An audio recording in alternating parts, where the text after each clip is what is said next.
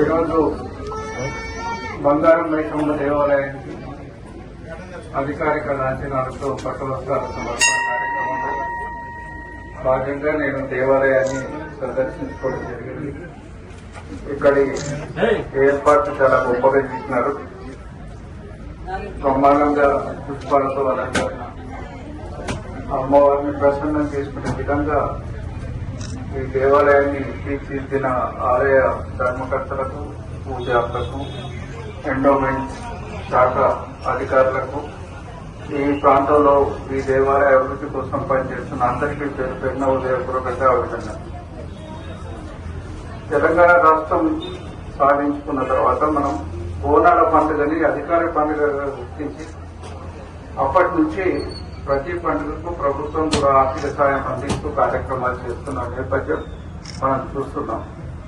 ఈ సంవత్సరం కూడా రాష్ట్ర ప్రభుత్వం 20 కోట్ల రూపాయలు ఈ దేవాలయాలన్నిటికీ ప్రతి చిన్నది పెద్దది అనకుండా ఆ దేవాలయాల స్థాయిని బట్టి వారికి ఆర్థిక సాయం అందించి మరి ఇవాళ హైదరాబాద్ నగరం చుట్టుపక్కల ప్రాంతం అంతా మంచి శోభయానంగా పండుగ జరుపుకునే వాతావరణంలో ఈ కార్యక్రమాలు చేస్తున్నందుకు రాష్ట్ర ప్రభుత్వాన్ని కూడా హృదయపూర్వకంగా అభినందిస్తూ, నాతో పాటు అనేక మంది పెద్దలు ఈ ప్రాంతంలో ఇవాళ పర్యటిస్తున్నారు.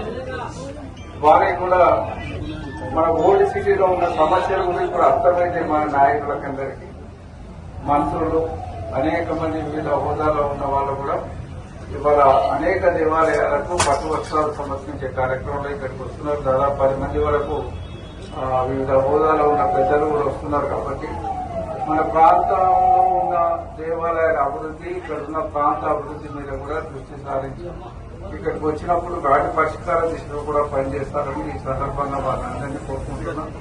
అదేవిధంగా ఈ దేవాలయాన్ని ఈనాటి కాదు, పాత కాలంలో నేను 150 రాజరాజకు 130 ఏళ్ల చరిత్ర.